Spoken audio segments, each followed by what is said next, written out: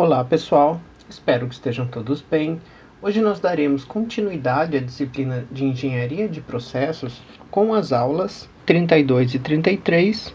Nessa aula nós veremos o que são, né, e para que são utilizados os sistemas especialistas, tá certo? A abreviação SIs. Na aula de hoje, como eu comentei, nós falaremos sobre sistemas especialistas. Então, para a gente entender um pouquinho, né, eu trouxe aqui primeiro um histórico dos sistemas especialistas, que serve e é importante para a gente ver a importância deles dentro da indústria, né, como eles evoluíram, né, como eles surgiram e evoluíram bastante, principalmente porque é algo aqui que depende da evolução tecnológica, e a evolução tecnológica se deu bem aí nesse intervalo da onde os sistemas especialistas surgiram e até a atual situação da indústria 4.0 que nós vivemos hoje. E para isso também, em seguida, nós veremos alguns conceitos básicos do funcionamento desses sistemas especialistas, a arquitetura, como ele é estruturado e como ele é utilizado, tá certo? Como se adquire o conhecimento que serve como base de informação para esse sistema, porque os sistemas mais avançados utilizados hoje em dia são sistemas baseados em programação e em estrutura de inteligência artificial, e para a gente ter uma inteligência artificial, um sistema que consiga trabalhar dessa maneira, ele precisa ter uma grande base de dados, tá, com informações que descrevem aqui o conhecimento acerca de um processo químico, e também algumas classes de tarefas, áreas de aplicação, porque eles são aqui também aplicáveis a qualquer área da indústria, qualquer área que pode ter uma inteligência artificial, tá bem? Seja na área da mecânica, da elétrica, área médica, área jurídica. Então, esses sistemas eles estão presentes aí nas mais diversas áreas. E alguns benefícios também de se trabalhar com esses sistemas que já são implantados na maioria das grandes indústrias, e também algumas limitações que eles estão aí sujeitos, dependendo do caso em que ele é utilizado, da situação em que se recorre para trabalhar com um sistema desse, tá bem? Bom, vamos lá. Então, primeiro, aqui um pouquinho sobre o histórico, tá certo? Essa parte aqui é um pouco mais teórica, mas a gente precisa então entender que, por exemplo, antes de surgir de fato um sistema especialista, nós tínhamos alguns outros sistemas que trabalhavam de outras formas, né? Os sistemas que nós conhecíamos, né, lá na década de 60 como sistemas GPS, né? Sistemas de solução de problemas genéricos, tá certo? Então, alguns pesquisadores na época desenvolveram, né, o primeiro programa de computador a separar o conhecimento de estratégia de solução, para ser utilizado, então, na solução de problemas, certo? Então, digamos que esse aqui era simplesmente a ideia ainda de se ter um sistema especialista, mas para a gente hoje, o que é uma realidade é algo normal, ter o acesso e a condição de programar e desenvolver um software, um aplicativo para computador, naquela época era algo bastante revolucionário. Também, então, a partir das máquinas, né, poderosas em termos computacionais da época e do pensamento para o desenvolvimento de ferramentas que auxiliassem na solução de problemas, então alguns estudiosos e pesquisadores já começaram a surgir com alguns softwares desse tipo, que naquele momento eles tinham uma fraca representação de conhecimento, tá certo? Devido também à limitação aí de memória e de espaço que as máquinas costumavam trabalhar naquele tempo, e eles eram bons apenas para problemas pequenos, suficientemente formalizados, né? Ou seja, problemas com pequenos bancos de dados, com pequenas situações, e onde a exploração combinatória de estados em problemas do mundo real acabava também sendo inviável de ser feita manualmente. Então, era necessário um computador, uma máquina para fazer cálculos e apresentar soluções a partir da inserção de problemas em um sistema desse tipo. Tá? Daqui a pouco a gente vai entender um pouco, né, a funcionalidade desse sistema. Mas depois, então, na interface das décadas de 60 e 70, surgiram, de fato, os primeiros sistemas especialistas, né, sendo o primeiro deles, né, denominado de Dendral, na Universidade de Stanford, em 1965. E ele, então, foi, né, montado, foi construído em uma linguagem de programação, né, chamada linguagem Lisp, e essa linguagem é uma das primeiras linguagens utilizadas para a construção de algoritmos de inteligência artificial. E esse software, ele permitia, então, inferir a estrutura molecular de componentes desconhecidos, dadas a massa espectral e a resposta nuclear magnética. Ou seja, muitos dos equipamentos que nós utilizamos hoje, de técnicas instrumentais em laboratório e na indústria, né, como fluorescência de raio-x, difração de raio-x, vários instrumentos que são utilizados para caracterização de materiais, né, surgiram aí do desenvolvimento também desses sistemas, que seriam, digamos assim, a parte de software acoplada a um hardware que consegue, então, fazer a estimativa e a caracterização de compostos com base em fenômenos espectrais, em fenômenos nucleares de uma ordem muito difícil de ser medido da maneira analítica convencional. E também esse software teria, então, um conhecimento especializado, né, para busca por possíveis estruturas moleculares. Então, por mais que nós não tivéssemos aí um banco de dados com esse composto ainda para ele dizer qual o composto é, ele pode, então, dizer qual a estrutura que esse composto tem, com base em compostos de estruturas similares que estão armazenados no banco de dados, certo? Que é esse, basicamente, o funcionamento de uma inteligência artificial. Ela tem lá os padrões de reconhecimento, tem uma base de dados e tem, já digamos, um treinamento associado à sua programação que permite, a partir daquela experiência armazenada em forma de informação, predizer resultados e predizer informações de situações novas. Bem, e ele fez bastante sucesso na época no meio científico e é utilizado como uma base de software até hoje. Em seguida, começaram, né, outros estudos em outras universidades, em outras áreas também do conhecimento, a se desenvolverem novos sistemas especialistas, como, por exemplo, aqui o MySim, como uma tese de doutorado também da Universidade de Stanford, também programado, né, em Lisp para fazer o diagnóstico, né, no caso aqui rapidamente de meningite e outras infecções bacterianas na área médica e prescrever um tratamento, tá certo? Por exemplo, nós temos aqui, né, um exemplo de regra de código de como funcionava esse sistema na época. Então, ele analisava diversos sintomas e situações do paciente nos últimos dias, nos últimos tempos, né, o que ele teve, né, o que se passou nesse intervalo de tempo. Então, ele conseguia predizer que tipo de infecção o paciente tinha e qual o tratamento, né, o que deveria ser utilizado caso ele realmente tivesse aquela doença.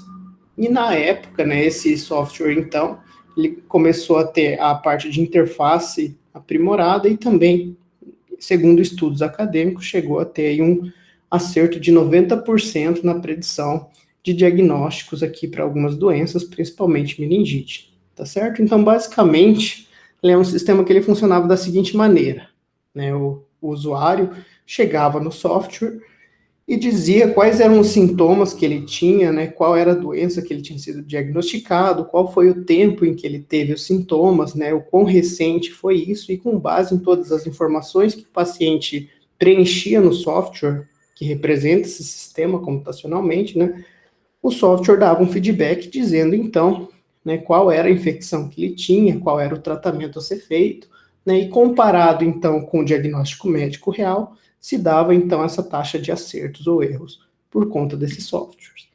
E imagine, né, se naquela época, né, com aquela capacidade de processamento e de hardware que, né, tinha-se para pesquisa, já era possível ter um acerto de 90%, imagina hoje, né, com os computadores mais desenvolvidos e as melhores tecnologias, né, o que pode ser feito com um sistema especialista. Bem, em seguida, então, entre as décadas de 70 e 80, simplesmente o que a gente, né, teve foi o esforço para desenvolver melhores e mais especializadas formas de sistemas especialistas, tá certo? Então, outras linguagens de programação começaram a ser utilizadas, outras áreas de aplicação começaram a ser exploradas, e os mecanismos de inferência, né, que seriam então os mecanismos de proporcionar o resultado e feedback, também começaram a se desenvolver tanto na área determinística quanto na área baseada em modelos estatísticos e outros tipos de modelos matemáticos que podem representar e tratar dados, como a gente vê hoje na ciência de dados. A partir disso, então, quando os sistemas surgiram, pode-se perceber que o poder de um sistema ele é derivado do conhecimento específico que está armazenado, de fato, na sua memória de banco de dados, e não dos esquemas de inferências e o formalismo particular que ele emprega para proporcionar um resultado, tá certo? Então, se esse é o ponto mais importante, é ter informação suficiente, tá certo? E a gente vê hoje, né, mais do que nunca nos sistemas de inteligência artificial de redes sociais, por exemplo, né, tendo dados, tendo informações, é o que basta para a gente conseguir ter resultados e ter as informações de acordo com os objetivos que uma empresa precisa. Também, então, com as linguagens de computador que eram utilizadas até então, já era suficiente desenvolver sistemas especialistas muito bons. E então, em 1980, teve, né, o que se diz aqui nessa história, de um grande boom dos sistemas especialistas e vários sistemas foram desenvolvidos. Bem, só para dar um exemplo, né, na área de engenharia, que nós temos, né, um sistema que na época foi chamado de Cats One, que foi um sistema desenvolvido a partir de um problema que a General Electric teve com a aposentadoria, né, de um dos seus principais engenheiros, no caso, o engenheiro David Smith, que ele era especialista na correção de falhas de motores elétricos, diesel, de locomotivas. Também, então, encontrar outro engenheiro com uma especialidade tão grande quanto esse engenheiro tinha, por exemplo, né, acabaria sendo muito difícil e também muito caro por conta, né, justamente do tamanho da experiência que um engenheiro desse tem, certo? São vários anos de trabalho na indústria em uma área específica para ele saber resolver os mais diversos tipos de problemas daquela área. E a partir disso, então, a General Electric decidiu treinar os engenheiros mais novos a partir do desenvolvimento de um sistema especialista, tá certo? Então, ela montou um software que, dadas as condições de falhas do motor, né, diversos tipos de falhas que o motor pode apresentar também, associando essas falhas aos diversos tipos de soluções, né, que são necessárias para corrigir essas falhas, né, as ações que solucionam o problema ocasionado pela falha. Então, se criou-se um banco de dados de falhas, um banco de dados, né, de ações que são tomadas para a correção das falhas, e a partir daí, então, com a entrevista, né, com o engenheiro aposentado que tinha toda essa experiência, desenvolveu-se aí um software que ele conseguia treinar os engenheiros mais novos e permitir o diagnóstico do problema de falha desses motores, né, de maneira bem rápida, em poucos minutos. E já existia, por exemplo, né, um software desse operando em cada oficina da GE, e a partir dali, então, facilitava muito o trabalho de solução de problemas de motores. Também, então, ele até, em alguns casos, é capaz de explicar o porquê que aquela ação é a mais correta a ser tomada para consertar e corrigir essa falha. Bem, isso não só no caso de motores, a gente pode pensar que isso é aplicável a qualquer equipamento que a gente tem na indústria, tá certo? Uma falha em um reator, por exemplo, uma falha em um extrator, falha em uma coluna de destilação, né? Qualquer problema que pode vir a ocorrer na indústria química é um problema que pode ser pensado e solucionado por um sistema especialista. Basta você informar no software o que aconteceu, né, quais foram os dados avariados, ou qual foi o sintoma que o processo apresentou, digamos assim, por parada ou por entupimento de uma tubulação, que ele vai te dizer o que você tem que fazer, o que, que você tem que, como você tem que agir para solucionar esse problema. Bom, bem, além dessa área, então, da engenharia e da área médica, ali que eu comentei, isso se expandiu para várias outras áreas, certo? Como, por exemplo, né, na área de administração, para determinar metas de investimentos de clientes, selecionar portfólios, que é o que a gente vê até hoje mesmo, né, as grandes indústrias, as empresas financeiras, né, elas trabalham com o uso de modelos e sistemas especialistas para predizer bons investimentos, né, a área de advocacia, inclusive recentemente, né, existem alguns estudos nos Estados Unidos para desenvolvimento de sistemas para julgar, né, prever resultados de casos na justiça com base nas informações de cada um dos casos e nos precedentes que já existem, tá certo? Também nas áreas aqui, vou dar uma simplificada, na área de computação, eletrônica, engenharia, acabou sendo então devastado, digamos assim, para qualquer área. E na área de engenharia, um exemplo aqui, por exemplo, ajudando no diagnóstico de reatores nucleares, tá certo? Para ajudar tanto a prevenir acidentes nucleares, quanto também, acaso um acidente venha a ocorrer, dar um diagnóstico de por que aquele acidente ocorreu, tá certo? Hoje, por exemplo, né, nós conhecemos e já temos aí filmes, documentários a respeito do acidente de Chernobyl, e lá conta-se, né, a história de todos os problemas que foram acontecendo para que o reator chegasse a explodir, para que acontecesse um acidente daquele tamanho. Então imagina, talvez se houvesse um sistema automatizado, né, especialista já acoplado àquele reator, talvez alguma ação tivesse sido tomada, né, ao invés da imprudência dos engenheiros em negligenciar certas situações, né, e poderia vir a prevenir esses acidentes. E por conta dos acidentes que já ocorreram, agora a gente também tem digamos assim, bancos de dados e informações a respeito do que não pode acontecer para que aconteça um acidente. E também, né, na área da medicina, hoje é muito utilizado também no tratamento de doenças, não só ali no teste que eu mostrei para vocês anteriormente, mas existem aí softwares que fazem a varredura de vários tipos de câncer a partir de resultados de exames, né, muitas vezes até mais confiáveis ou com um resultado mais preciso do que o diagnóstico, talvez, de um médico que não tem muita experiência e está avaliando aquele tipo de exame pela primeira vez.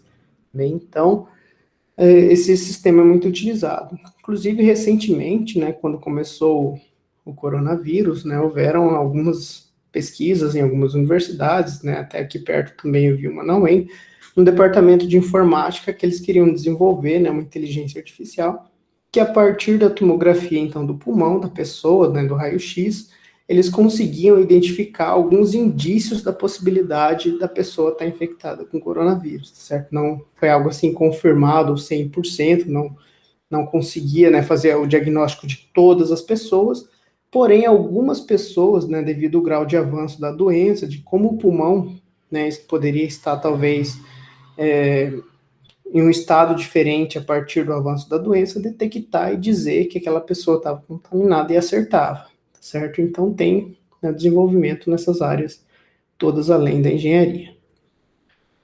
E então, mas para que a gente possa desenvolver um sistema especialista da forma computacional, né, digamos, transformar essas informações, esses dados, em um banco de dados a ser utilizado pelo sistema, nós precisamos, sobretudo, de um especialista humano.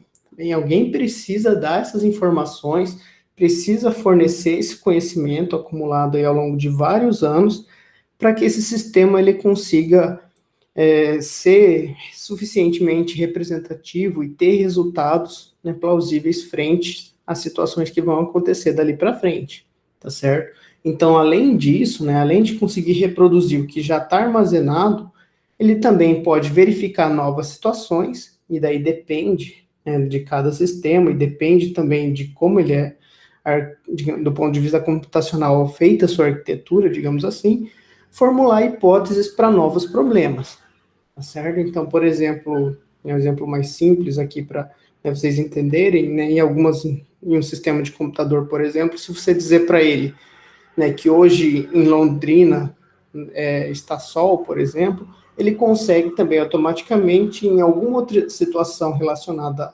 né, ao clima, dizer e aferir que em Londrina não está chovendo, certo? Simplesmente, né, convertendo a informação de que está sol em Londrina para que naquela situação não estava chovendo, e isso implica em outras predições.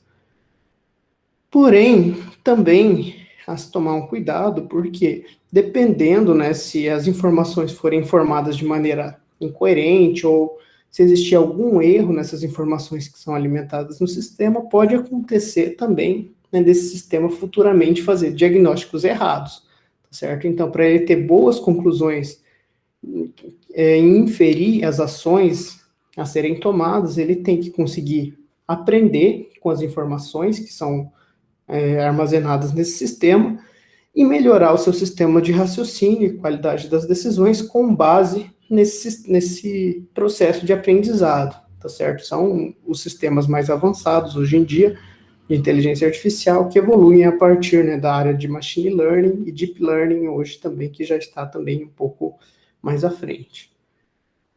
Bom, agora sim, depois de mostrar, né, esse histórico para vocês e mostrar também um pouco das áreas de aplicação, né, e alguns exemplos de sistemas especialistas, vamos aqui de fato definir o que é um sistema especialista, né, e mais adiante ver um pouquinho como ele funciona na tomada de decisão. Bem, os sistemas especialistas seriam então sistemas que empregam o conhecimento humano para resolver problemas que requerem a presença de um especialista, tá certo? É um sistema, digamos, que ele vem não a substituir, mas a conseguir realizar o papel de um engenheiro que é especialista em um determinado setor, por exemplo, caso o engenheiro não esteja lá para tomar ação ou falar qual é o problema. Né? Hoje em dia, muitas das indústrias e empresas operam, né, em turnos contínuos aí de 24 horas. Por exemplo, se um problema acontece de madrugada e o engenheiro responsável por aquilo ou que tem mais conhecimento não está no turno na indústria naquele instante, né, está dormindo, ninguém consegue falar com ele, né, se a indústria tem um sistema desse, consegue buscar no sistema, né, uma solução para aquele problema, isso facilita bastante a solução. Não é preciso esperar o dia seguinte para resolver o problema e você consegue resolver aquilo, né, no momentos após a detecção dessa falha. E também esses sistemas eles costumam aí atender uma aplicação determinada e limitada, né? Como nós vimos ali, ele pode ser aplicado a várias áreas, porém cada sistema de cada área ele é feito para só trabalhar naquela área, de acordo com as informações que ele tem, né? Ele não consegue às vezes ser reproduzido ou reutilizado, né, de maneira fácil em uma área distinta da qual ele foi construído, que ele foi formulado. E também eles conseguem, né, emitir uma certa decisão para a ação a ser tomada com apoio em conhecimentos que são justificados e baseados na informação que ele tem, tá certo? E uma das áreas de aplicação de mais sucesso, né, como eu comentei, são as áreas de inteligência artificial. Hoje em dia, né, na indústria química, já está sendo comum, né, principalmente indústrias que aplicam o conceito de indústria 4.0, ter um sistema de automação baseado em um sistema de inteligência artificial. Então, são sistemas de controle preditivos, né, que com base em predições do que pode vir a ocorrer no sistema, ele já toma ações para que um problema não aconteça, tá certo? Diferentes às vezes lá do que a gente vê em controle clássico, né, que é o controle feedback. No controle feedback, né, geralmente ocorre um problema, uma perturbação, e aí o controle age para fazer a correção daquele sistema. Né, um controle PID clássico convencional, ele trabalha na forma de feedback. Mas os controles desenvolvidos com características, né, de inteligência artificial, digamos, eles trabalham de forma preditiva. Por exemplo, se é detectado que uma corrente de processo, né, já pode vir a receber muito vapor porque foi alimentado muito combustível na caldeira e aquilo vai gerar talvez uma produção de vapor acima da esperada, ele já toma ações lá no processo para que o processo possa comportar essa carga de vapor antes que ela chegue e evitar assim uma possível falha, um possível desarme dos sistemas e equipamentos da indústria. E também esse tipo de sistema faz parte do que é conhecido na literatura internacional dos Knowledge-Based Systems, tá certo? Que são sistemas baseados no conhecimento. Hoje em dia existem sistemas com outros nomes, com outras aplicações, também baseados em inteligência artificial, mas que às vezes eles têm outros intuitos, né? Simplesmente intuitos da parte de ciências de dados, tratar dados para obter, reconhecer padrões, reconhecer, né, ações, reconhecer algumas outras características que não a tomada de decisão.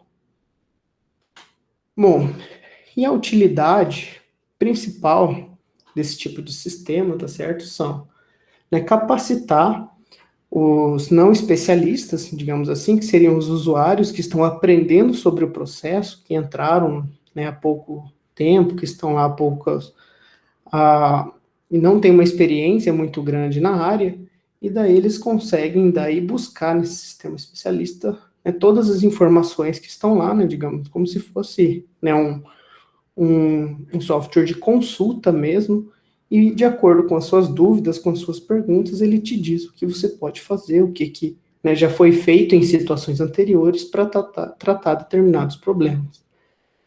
Ou mesmo como assistente de especialistas, né, de engenheiros que já têm muita experiência, mas por algum motivo, né, nós temos as limitações humanas, né, as pessoas podem esquecer, podem não lembrar como resolver um problema, ou nem lembrar que um problema parecido já aconteceu, e daí você pode consultar simplesmente para lembrar e conseguir tomar as decisões consistentes, certo? Que para as mesmas condições, muitas vezes representam o mesmo conjunto de decisões. Bem, no setor de manutenção, né, de uma indústria é muito comum, né, por exemplo, a gente ter vários equipamentos que têm motores acoplados, certo? Por exemplo, a gente tem um agitador de um reator com um motor acoplado, né, ao sistema de agitação para fazer a hélice do agitador rodar e misturar o que está dentro do reator. Nós temos motores que fornecem a energia para bombeamento das bombas hidráulicas, outros motores para gerenciar outros equipamentos, como por exemplo, né, a rotação de um secador rotativo. E se você for parar para pensar, né, uma falha que dá em um motor de um equipamento pode ser a mesma falha que todos os outros equipamentos estão sujeitos. Então, se o motor de um equipamento já apresentou um determinado problema, né, você pode muitas vezes corrigir o motor de outro equipamento, né, usando a mesma solução, se o problema é o mesmo, tá certo? E aí a chance de você conseguir solucionar, ou pelo menos ter uma agilidade maior nisso, acaba aumentando também. E também esse tipo de sistema ele vem aí a substituir os mecanismos heurísticos para problemas não algoritmizados, né, ou com processamento demorado, que são, né, os sistemas mais antigos, mais devagar, e que muitas vezes você precisa de fato dar muitos detalhes, muitas informações para chegar em uma resposta, tá? Enquanto em um sistema especialista não, né? Simplesmente algumas pequenas perguntas, algumas pequenas informações já conduzem às soluções de forma mais rápida. Bem, e quando na indústria se justifica, né, a utilização de um sistema especialista? Então, se justifica, né, a implementação quando o custo e o esforço de construção do sistema especialista é justificado, de acordo com, principalmente o custo, que a gente sabe que a parte financeira, a parte econômica, né, pesa muito em qualquer indústria, como também do esforço de construção desse sistema. Se ele vai ser um sistema muito complexo, que vai abranger várias situações, problema, e requer, às vezes, um estudo muito amplo para a indústria, né, dependendo do tempo que isso vai levar, pode acabar não compensando. Talvez seja mais fácil construir vários sistemas menores, né, distribuídos ao longo do processo. E também, dependendo, né, do tipo de problema, se ele for muito pequeno também, às vezes não vale a pena trabalhar simplesmente lá com um catálogo de procedimentos operacionais padrão, você pode resolver e conseguir solucionar alguns problemas com esses procedimentos. Então, vai muito do tamanho da indústria e do tipo de problema que pode acontecer. Né? Toda indústria tem problemas. Se uma indústria tem muitos problemas, talvez vale a pena instalar um tipo de sistema desse. Mas talvez se a indústria tenha poucos problemas, pode ser que também não se justifique o investimento. Também, quando não existem, né, pessoas especialistas no local para resolver esse tipo de problema, então, caso, né, a mão de obra, né, não seja muito experiente, né, não tenha ali pessoas que consigam solucionar os diversos problemas que podem acontecer, né, a qualquer instante, então é importante, né, para treinar as pessoas e para facilitar a solução desses problemas. E também, além, né, da utilização, se isso é utilizado por um engenheiro ou por alguém na indústria, é necessário, né, a cooperação de várias pessoas para construir esse sistema de informação. Então, a gente tem as pessoas que vão levantar as informações, né, as pessoas que têm experiência, que conseguem passar os casos que já vivenciaram para o sistema, a pessoa que faz a conversão dessas informações para uma informação na forma de um dado no banco de dados, a pessoa que consegue tratar esses dados, né, a pessoa que consegue interpretar e exportar esses resultados do sistema. Então, tem aí, eu vou mostrar ali adiante, várias pessoas envolvidas na construção desse tipo de sistema. E, normalmente, né, quando o problema não pode ser resolvido por meio de métodos computacionais tradicionais, né? Às vezes a gente precisa investigar muito a fundo, levantar muitas hipóteses e, portanto, né, se justifica também o uso desse tipo de sistema. Então, Em geral, assim, quando o problema é muito grande ou muito genérico, né, a gente acaba, então, optando por poder trabalhar com um sistema especialista, tá? Quando ele não é muito grande nem muito genérico. Quando ele é muito genérico ou acaba não sendo tão pequeno, a gente acaba resolvendo de outras maneiras. Bom, sobre a construção desse tipo de sistema, existem aí várias linguagens de computação que são utilizadas, né? Hoje em dia, existem linguagens de programação que elas são facilitadas e mais específicas para inteligência artificial, por exemplo, Lisp, Prolog, mas temos também linguagens mais tradicionais e gerais, né? O Python, Java, né? C++, C Sharp, então temos várias outras linguagens que podem ser também misturadas e compor um sistema desse na forma de um software, como linguagens híbridas. Então, hoje em dia, né, o acesso é muito mais amplo e mais fácil do que era antigamente. Hoje em dia, né, vocês, né, saindo da graduação formados e com um bom conhecimento em programação, vocês conseguem unir uma coisa a outra e, dependendo do lugar que vocês forem trabalhar, vocês podem usar isso a seu favor para desenvolver um tipo de sistema desses, por exemplo. Claro que não é algo simples, não é algo rápido também, demanda tempo, porém, pode trazer muitos recursos, né, um grande lucro para a empresa, dependendo da forma em que ele for aplicado. E também a escolha dessas linguagens depende muito de cada lugar, da infraestrutura que você tem, né, da interface que você tem disponível, dos computadores, do processo que você quer avaliar, tá certo? Do tipo de área de aplicação também, né? Se é uma área de diagnóstico, se é uma área de controle. Então, tem linguagens que são mais propícias a determinadas classes de problemas. Então, né, isso é um estudo que requer, às vezes, um aprofundamento maior e demanda muito tempo para você ter, de fato, uma resposta para isso. Mas você tem várias opções e pode começar com alguma que você tenha mais facilidade e, a partir dali, você vai pesquisando a respeito do que pode contribuir para isso também.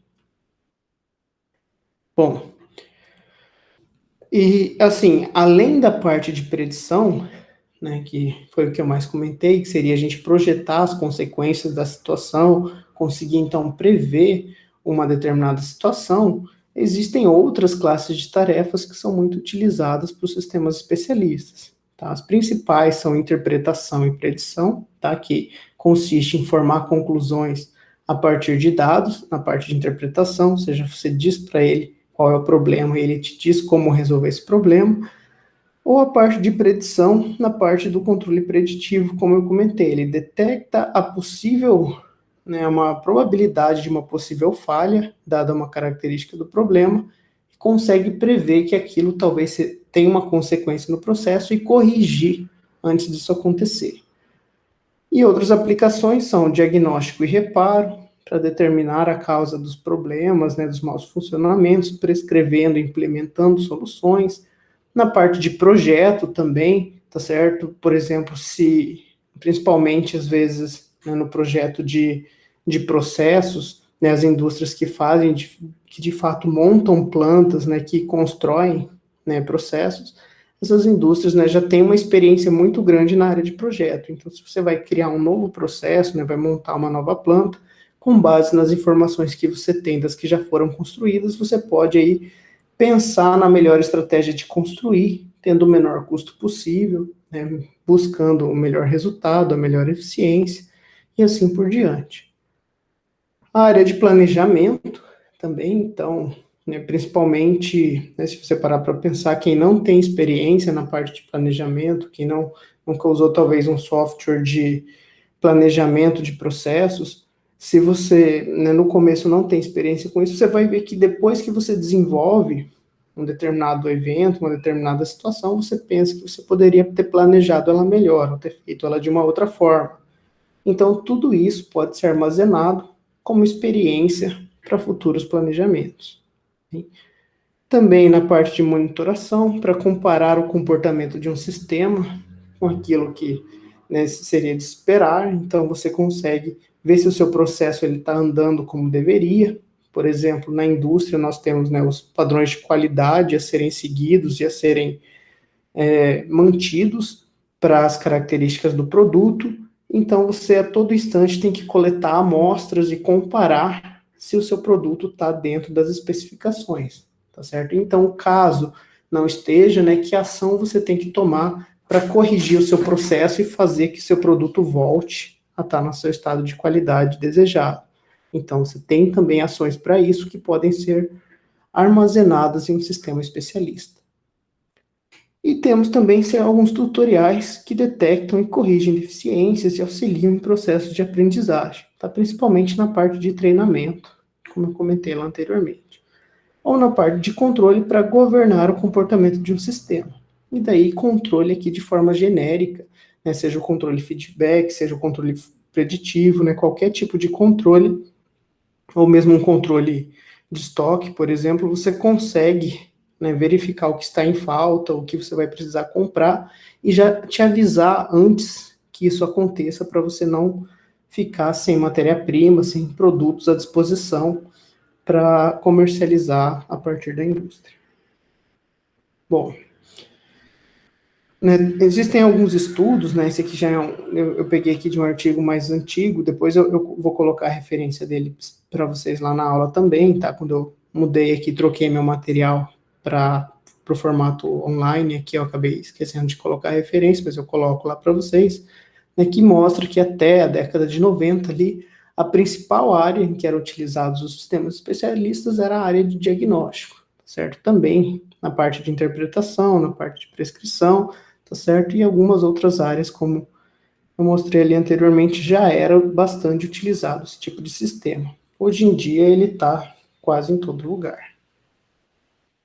E as áreas de aplicação, ao longo dos anos, né, como esses sistemas começaram a surgir principalmente, né, como eu mostrei ali no histórico, lá na década de 70, 80, de lá para cá, então, pelo menos até 92, né, as áreas que mais cresceram foram a área de produção, né, da indústria, a área de negócios também, e a área de medicina, né, sempre oscilou bastante, né, sempre se desenvolve, né, às vezes diminui, volta a crescer, diminui também, mas porque essa parte da área medicina, da área, né, medicinal, principalmente, ela tem um conflito, né, ético muito grande, porque às vezes, né, um médico tomar uma decisão baseada na resposta de um computador, né, é algo muitas vezes arriscado ou que pode gerar consequências de discussões ainda que são muito controversas na sociedade, né, se o médico pode ser substituído ou não por um sistema, né, e quem tem o melhor acerto, a melhor precisão, ou de quem é a culpa caso um diagnóstico saia errado, certo? Do médico que interpretou errado, ou tomou a ação errada, ou do software que apresentou a solução errada, né, com base no que foi feito. Então, na área da medicina, isso também tem um conflito ético que é muito discutido. E, além disso, aqui só para a gente ver o desenvolvimento também até 1992, a partir lá de 1980, nesses tipos de sistemas, e que hoje, né, até hoje eu não encontrei nenhum gráfico mais recente, mas que, né, deve ter continuado um crescimento exponencial muito grande, principalmente na parte de inteligência artificial, que nessa última década, né, acabou tomando um espaço muito grande em várias áreas da engenharia.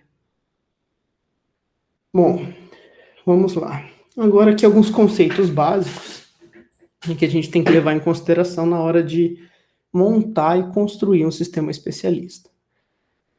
Primeiro, né, a parte de expertise, que seria o conhecimento especializado adquirido por longo treinamento, leitura e experiência, tá certo? Então, aqui é um conhecimento que ele é armazenado com base em uma pesquisa muito grande, né, com um treinamento grande, quando a gente pensa, talvez, na conclusão e predição de resultados por redes neurais, tá certo? Quem já estudou, quem conhece um pouco, né, mais redes neurais, elas funcionam, a grande maioria delas, pelo menos as redes de neurais convencionais e as redes de convolução, baseadas em processos de treinamento com resultados antigos para predizer novos resultados. E então a gente precisa ter um banco de dados e as informações obtidas de onde for possível. O especialista, tá certo? A pessoa que tem a experiência a ser passada e a ser armazenada para, digamos assim, também além de fornecer tipos de problemas, fornecer soluções para resolver e aplicar, né, aplicar essas soluções e resolver os problemas, tá certo? Então, a parte do expertise está mais relacionada somente a informações, aqui a gente não se preocupa sobre o que fazer com essas informações, enquanto o que o especialista contribui para o sistema especialista vai tanto na parte de problemas quanto na parte de soluções. E também existe, né, o termo hoje em algumas empresas, né, de trabalho do engenheiro do conhecimento, tá certo? Aquela pessoa que é responsável por colocar em prática e fazer funcionar o sistema especialista. Então, essa pessoa, ela está em contato com os especialistas, está em contato com o processo, está em contato, né, com tudo que pode estar acontecendo de problemas na indústria e gerar um sistema que seja capaz de solucionar esses problemas, certo? Então, algumas empresas que produzem software, principalmente, ou que produzem sistemas especialistas, têm um engenheiro do conhecimento responsável por agir e trabalhar dessa forma, certo? Claro, a gente não tem um curso para isso, mas a gente tem pessoas que conseguem se especializar e assumir esse tipo de cargo na indústria. Bem, só para a gente pensar aqui, né, e ver, né, as pessoas que estão envolvidas no desenvolvimento desse tipo de sistema, tá certo? Então a gente consegue ver que todas elas estão conectadas, né, e relacionadas de alguma maneira, tá certo? Desde o usuário, né, a partir do usuário final, que já acessa o sistema para fazer a correção de falhas e problemas, tá certo? Quanto aqui as pessoas que montaram, construíram esse sistema, tá certo? No caso, o engenheiro do conhecimento, que é a pessoa que fica no centro e interliga todas essas pessoas envolvidas, tá certo? Quem faz a programação, quem constrói a ferramenta, né, os programadores, né, quem monta esse sistema, ou a pessoa que está vendendo esse sistema já pronto, caso seja possível adquirir ele, né, sem construir ele do zero, a pessoa que alimenta as informações, né, o especialista, a pessoa que constrói o sistema a partir dos códigos, né, e junta com a parte de hardware e coloca isso para funcionar, e também a equipe de suporte, caso haja algum problema com aquele sistema ou seja necessário alimentar novas informações a partir de novos resultados. Bem, vamos lá.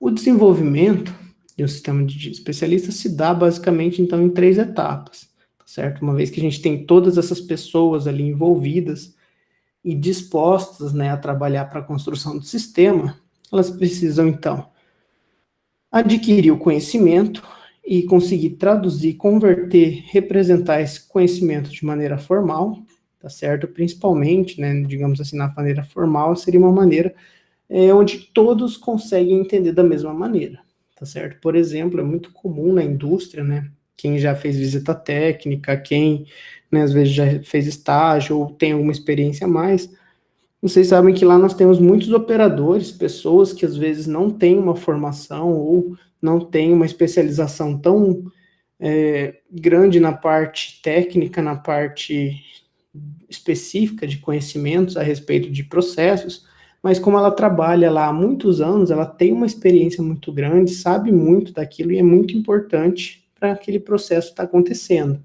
Bem, então, mas muitas vezes a maneira como aquela pessoa traduz o conhecimento ou diz como as coisas acontecem, né, não é uma forma com que qualquer um consegue compreender ou entender. Então, você tem que, às vezes, verificar como que as pessoas chamam, por exemplo, perda de carga, como que as pessoas chamam bypass, como que as pessoas chamam correntes de reciclo. Essas nomenclaturas podem variar dependendo de uma indústria para outra, de uma pessoa para outra. Mas existem formas de traduzir isso de uma maneira universal. Em seguida, implementar esse sistema, né, de fato, né, fazer a programação, criar um banco de dados, né, criar uma interface de software para ser utilizada, e depois que ela estiver pronta para ser utilizada, é necessário ainda uma etapa de refinamento e validação, né, fazer alguns testes para ver se de fato o sistema está funcionando, né, se você não precisa fazer nenhuma correção no sistema, realimentar mais informações, tá certo? Modelar aquele sistema de alguma forma até que ele esteja ali suficientemente carregado de informações para ser utilizado. Né? Se ele consegue acertar a maioria das situações que você for buscar para a solução dos problemas. Também, no entanto, na primeira etapa, como eu comentei ali, é necessário obter as informações, obter o conhecimento que vai ser alimentado, né, e traduzido na forma de um banco de dados para um sistema especialista. E nisso é necessário, então, algumas formas diferentes de se adquirir esse conhecimento. Algumas delas são, né, aquisição e explicitação de conhecimento, né, na forma mesmo de conversas, né, com as pessoas que têm essa informação, que conseguem transmitir ela e traduzir ela para um computador, tá certo? Então, é uma espécie de engenharia de requisitos mais complexa, por exemplo, porque nós precisamos, né, daí conversar com todas as pessoas na indústria, ver quais foram os problemas e as situações que elas já vivenciaram, né, quais foram as ações que elas tomaram para corrigir, né, e registrando tudo isso para conseguir alimentar no sistema, tá certo? E ela pode também vir de fontes da literatura, de especialistas de fora, da indústria, né, consultores de uma determinada área, principalmente, né, hoje em dia existem aí especialistas, por exemplo, vou dar um exemplo, né, quando eu trabalhei, né, fiz estágio, trabalhei um tempo também em uma indústria de óleo de soja, para dar a partida na caldeira da indústria, né, era necessário um especialista, né, da empresa que construiu a caldeira só para fazer essa partida, tá certo? Não era permitido, de acordo com os contratos, né, e a forma como foi gerenciada e construída essa caldeira, qualquer engenheiro da planta fazer essa partida, porque tem vários procedimentos de segurança que devem ser seguidos e conferidos, tá certo? Então, normalmente se agendava um dia, né, após uma parada de manutenção, por exemplo, onde esse engenheiro vai lá e confere todas as situações, faz vários testes na caldeira, né, faz o teste hidrostático, confere se está tudo ok, começa a alimentação da caldeira, faz o startup, até a caldeira começar a funcionar em estado estacionário. Bem, então, as pessoas que têm esse conhecimento, às vezes muito específico, acabam trabalhando de maneira a fazer uma consultoria, a prestar um serviço pontual para as indústrias que sempre utilizam o mesmo serviço. E também as fases de aquisição do sistema são classificadas, né, na identificação das características do problema, depois isolando os conceitos envolvidos a esse problema e identificando, né, quais as consequências, quais as inferências sobre esses conceitos. No entanto, na construção de um sistema especialista, alguns cuidados são necessários também. Muitas vezes pode ser um pouco difícil, né, interpretar as informações e converter elas na forma de dados para serem utilizados pelo sistema, tá certo? Porque nem sempre o especialista ele sabe como ele usa o conhecimento para resolver os problemas, às vezes ele faz tudo de forma muito automática, simplesmente porque ele sabe que aquela ação funciona, mas às vezes ele não sabe por que aquela ação funciona, tá certo? Mas às vezes para a gente registrar isso, né, ou confirmar que é possível e permitido fazer aquilo, a gente tem que entender o porquê funciona. E algumas soluções são muito intuitivas, né, ou compiladas por conta da experiência. Então, é necessário ali encontrar uma forma de colocar apenas ações que são embasadas cientificamente, digamos assim, que tem uma explicação de por que aquilo resolve o problema, né? Porque senão muitas vezes pode ser uma ação que simplesmente está prorrogando o problema para o futuro, ou que ela simplesmente está ali mascarando o processo de que está corrigindo, quando na verdade pode causar ainda outros problemas.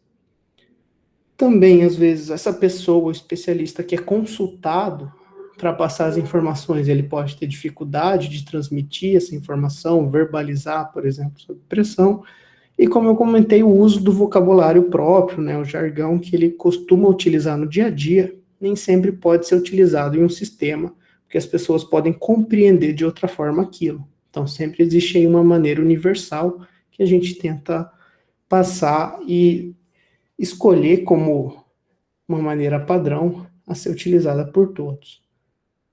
O conhecimento expresso também pode ser irrelevante em algumas situações, às vezes, né, tem informações que não são necessárias, que são supérfluas, ou que às vezes várias ações são tomadas para corrigir um problema, enquanto alguma delas poderia simplesmente ser desconsiderada, não faz parte da solução do problema, mas simplesmente por uma questão de vivência e prática da pessoa sempre ter feito aquilo, ela acha que é aquela maneira de resolver o problema.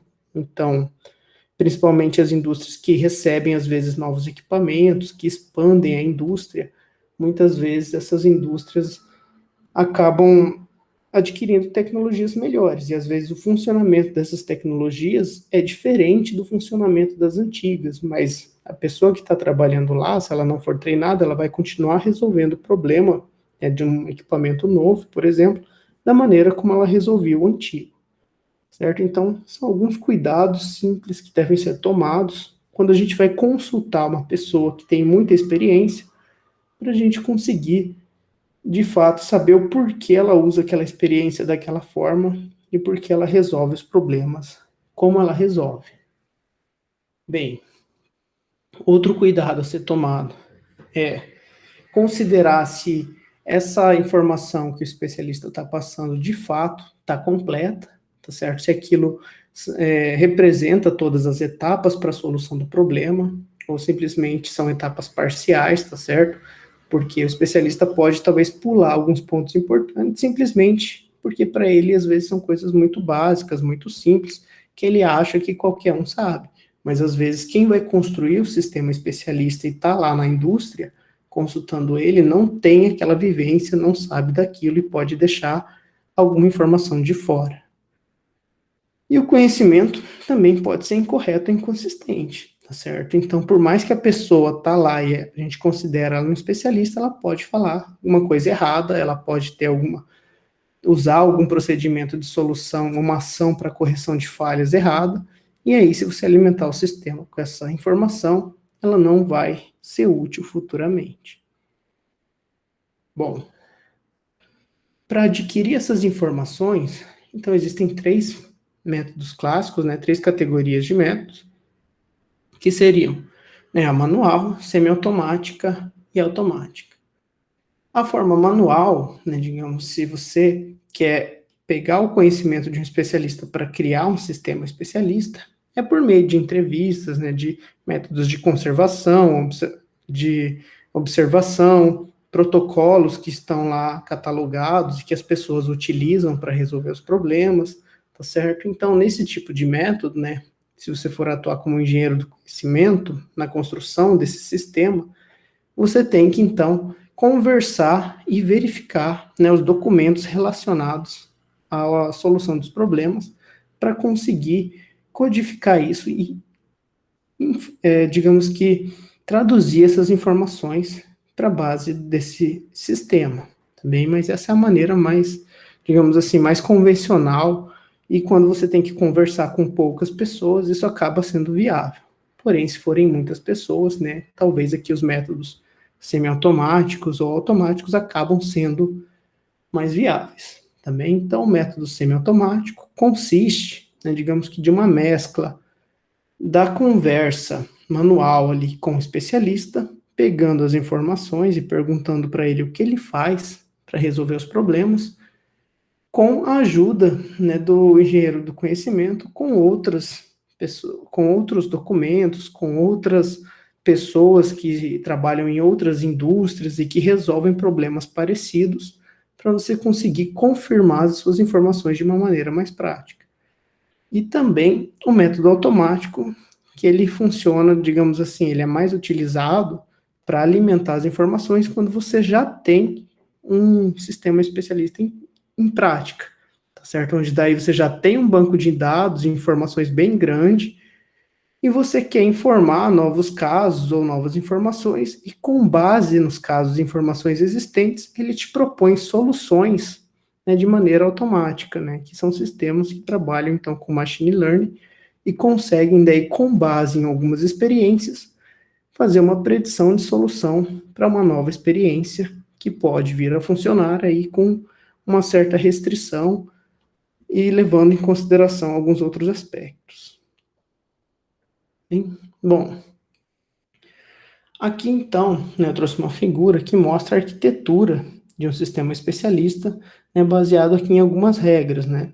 Então vejam que o engenheiro do conhecimento, que é a pessoa que está montando e estruturando esse sistema especialista, está em contato com o especialista a todo instante para poder colocar as informações e montar a base de dados que vai dar as respostas e explicar o raciocínio, se for necessário, para o usuário, né? Para o engenheiro, às vezes, que tem menos experiência, para quem está consultando esse sistema. Então, muitas vezes as pessoas não têm contato direto, elas têm contato por meio do sistema, né? Alguém alimenta esse sistema e alguém extrai os resultados e as respostas desse problema com base nos dados e informações sobre esse problema que o usuário informa. Então, ele diz qual é o problema e aqui, com base, né, na base de conhecimento, né, no banco de dados, o sistema retorna uma resposta para o usuário. Bem, para ficar um pouco mais claro que agora como que um sistema, né, vai funcionar na prática e vai dar uma solução para um problema, né, nós podemos trabalhar com estruturas, né, em alguns desses sistemas que nós chamamos de estrutura condicional, né, que é a estrutura nossa lá da programação, do if else, then, né, então essas regras, né, de estrutura condicional funcionam bastante para os sistemas especialistas, né. Por exemplo, o engenheiro, né, no processo de conferência, né, de solução de um problema de um carro, né, ele pode verificar, né, vários problemas que o carro pode estar apresentando e fazer alguns testes, né? E se aí ele faz alguns testes, por exemplo, e conclui que o motor de arranque não gira e as luzes do painel não acendem, né, ele pode ter uma conclusão, de acordo com o sistema especialista, que o problema está nos cabos da bateria. Bem, então vejam que são informações que estão armazenadas no sistema e que o sistema já está pronto para te dar essa resposta, te dizer onde está o problema, com base nas informações que você alimentou. Bem, então isso já está tudo programado na forma de estruturas condicionais. Bem, por exemplo, para esse tipo de problema, o usuário informa para o sistema qual é o problema, né? Diz, o problema é X. E aí ele vai avaliar e vai perguntar várias coisas para o usuário, né? Primeiro ele vai pedir para o usuário conferir se o motor tem combustível e se o motor trabalha. Se acontecer isso, se você confirmar no sistema que essas duas informações são verdadeiras, o sistema já vai te reportar que o problema é nas velas do automóvel, por exemplo. Porém, se você testar o motor e ver que o motor não trabalha e que as luzes não ligam, por exemplo, no painel, então ele vai te retornar que o problema do carro está nos cabos da bateria. Porém, se você informar que o motor não trabalha, porém as luzes ligam, daí o motor já não é nos cabos da bateria. O problema pode ser no motor de arranque. Então vejam, né, que são todas condições que o sistema verifica com base nas informações que ele pergunta para o usuário e que o usuário responde. Então, quem trabalha, por exemplo, no setor de manutenção, né, seja aqui de um automóvel, seja de um equipamento, né, de um extrator, de bombas hidráulicas, trocadores de calor, né, você sempre vai ter um protocolo a ser seguido de questões, se você tem um sistema desse na indústria, para descobrir onde está o problema. E aí você vai verificando, né, ponto por ponto, com base no que é mais prático, no que acontece com maior frequência, para descobrir o que você vai fazer para corrigir aquilo. Por exemplo, né, se você tem que corrigir o problema rápido, normalmente, né, você primeiro vai verificar as causas mais comuns, porque a chance de você resolver o problema, se for uma das causas mais comuns, é maior. Por isso que é uma causa mais comum. E então o sistema vai seguindo uma certa ordem de hierarquia, com base na distribuição de probabilidade de problemas que já aconteceram anteriormente.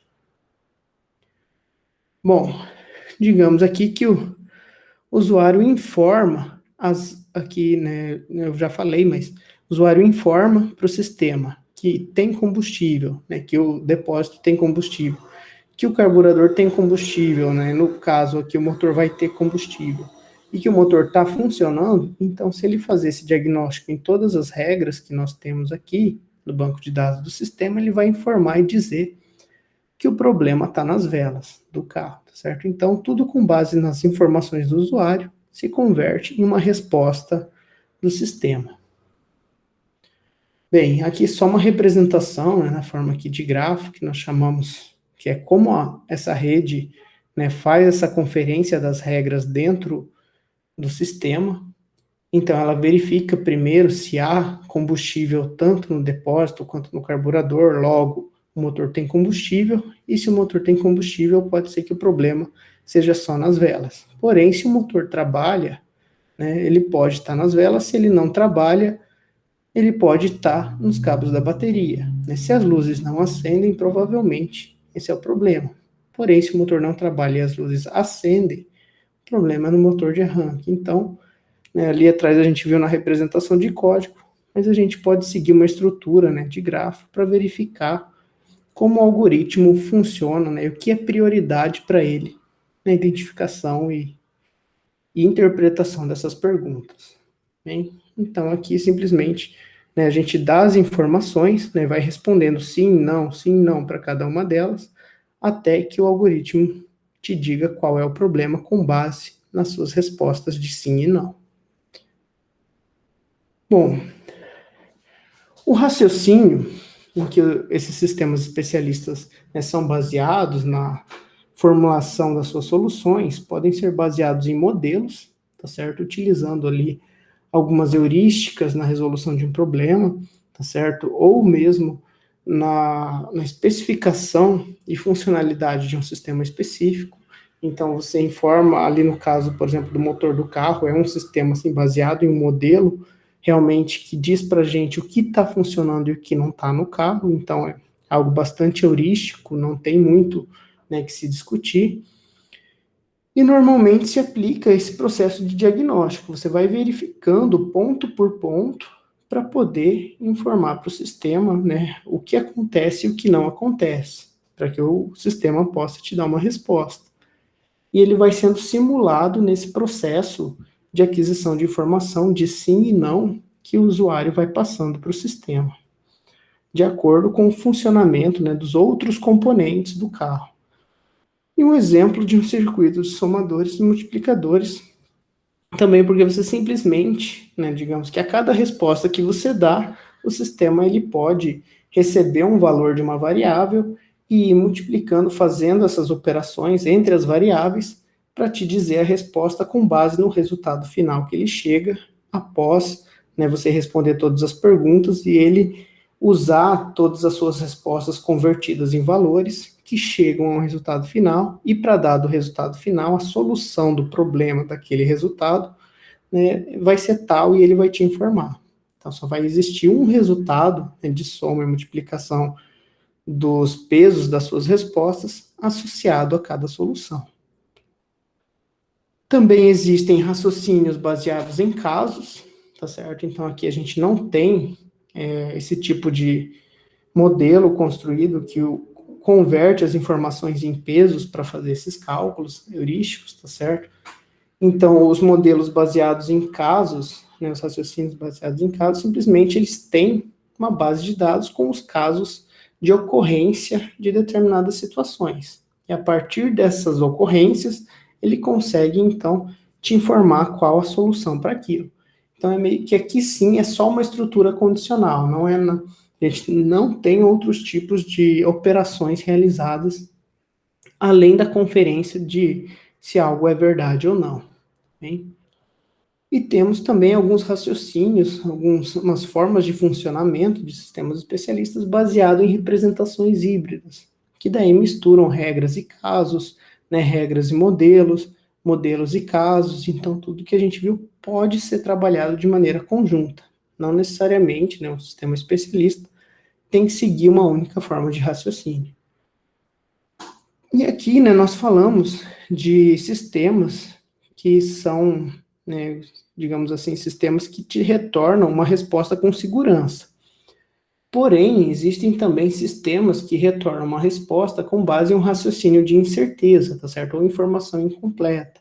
Porque muitas vezes ele pode vir a te perguntar coisas, né, ou pode ocorrer situações novas que você nunca vivenciou e não tem como responder, tá certo? Então aí o que ele faz é te dar uma informação com base em probabilidades, né? Por exemplo, né, lá o que eu comentei, ele vai verificar quais foram as maiores ocorrências, né, de, por exemplo, uma tubulação parou de escoar, né, se tem alguma incrustação, se o problema é na bomba, se o problema é na válvula que gerou algum bloqueio naquela tubulação, né, com base no maior número de ocorrências de problemas, ele vai te dizer o que você tem que checar primeiro. Bem, e associado a isso, sempre vai ter uma certa fator de certeza e incerteza, e aí com base nesse fator você vai ver o que vai ser verificado primeiro, e também isso são chamados os sistemas difusos, que seguem, né, uma parte de programação e de sistemas de algoritmos baseados no que nós chamamos de lógica fuzzy, que é uma lógica que acaba, então, comparando com situações semelhantes para te dar resultados a partir dessas situações. Bem, antes da gente finalizar aqui, então, só citar alguns benefícios desses sistemas, tá? Que vocês já devem ter compreendido e visto que os benefícios são vários, e depois algumas dificuldades. Bem, então, a utilização e a construção de um sistema desse na indústria permite a criação de um repositório de conhecimento, certo? Então, você vai ter lá armazenado, né, independente das pessoas que passarem pela indústria, dos operadores, engenheiros, que às vezes passam ali alguns anos e depois vão para outras indústrias, tudo que ele fez, tudo que ele reportou vai estar sempre armazenado nesse sistema. Normalmente há um crescimento de produtividade, qualidade, com a implementação desses sistemas, porque daí você consegue solucionar as falhas de maneira mais rápida, bem. Também a habilidade de resolver problemas complexos, que talvez você demoraria várias horas ou dias procurando identificar onde está, né, um determinado erro, uma determinada falha. Então você já consegue checar tudo de maneira mais prática e rápida, na ordem de maior probabilidade de acontecer o erro. Também flexibilidade e modularidade, porque você consegue alimentar novas informações no sistema e fazer com que ele se adapte a novas situações, novos equipamentos, novos processos. Permite a operação em ambientes arriscados, também, então, às vezes, né, principalmente trabalhando, né, em indústrias de extração de petróleo, né, em navios, né, mesmo petroleiros, então, em algumas situações você não tem como descer ou entrar no lugar do processo onde aconteceu o problema, para avaliar e verificar qual é o problema. Então, às vezes você detecta simplesmente por conta do sistema especialista que faz um diagnóstico e te diz que o problema é naquela etapa, que vai precisar parar, e aí alguém vai ter que entrar lá e resolver de alguma forma, mas sem se arriscar, né, sem realmente ter certeza de que é necessário. Também, principalmente hoje em dia, né, dado ao poder computacional e de hardware dos computadores, há uma grande credibilidade nesse tipo de sistema, então tudo é feito de forma, considerando muitas variáveis e de forma bastante rápida, e também a habilidade de trabalhar com informações incompletas ou incertezas, como eu comentei, nos modelos ali de incerteza, onde a gente vai simplesmente com base na maior probabilidade de ocorrência. E também fornecimento de treinamento para pessoas novas ou não especialistas da indústria. Então, são todos benefícios dos sistemas especialistas. No entanto, nós também podemos ter problemas e limitações com a implementação desses sistemas. Talvez, né, a avaliação de desempenho pode ser difícil se você, né, não tem muita prática no processo, não consegue avaliar se de fato o que ele está te retornando como solução é o que é mais praticado como solução. Pode ser difícil extrair o conhecimento especialista para alimentar essas informações no sistema, porque às vezes, né, a forma de comunicação, a forma de passagem de conhecimento pode não acontecer, né? Muitas vezes, né, principalmente, né, alguns operadores na indústria, pode acontecer, né, não só na indústria, mas em qualquer setor, né, do trabalho, as pessoas às vezes têm um certo medo, um certo receio de mostrar como se corrige um problema, com medo de um sistema de inteligência artificial, um sistema automatizado substituir, né, e, digamos assim, eliminar o cargo de trabalho da pessoa, tá certo? Isso ainda acontece em alguns lugares. Só trabalham muito bem em domínios estreitos, tá certo? Então, em situações muito específicas, como a gente comentou, em alguns casos, se a gente quiser reaproveitar um sistema para outra área, né, ele tem que ser totalmente retreinado. Os engenheiros de conhecimento, né, as pessoas que conseguem montar e construir esse tipo de sistema, são raros e bastante caros. E a transferência de conhecimento está sujeita a um grande número de preconceitos na prática. Então, como eu comentei, né, dependendo aí das relações pessoais, da forma como as pessoas conversam, né, e passam conhecimento umas para as outras, em algumas áreas da indústria, algumas áreas do mercado de trabalho, há uma competitividade muito grande e isso acaba também atrapalhando e complicando o desenvolvimento desses sistemas. Aqui as principais referências da nossa disciplina. Obrigado pela atenção de vocês e até breve.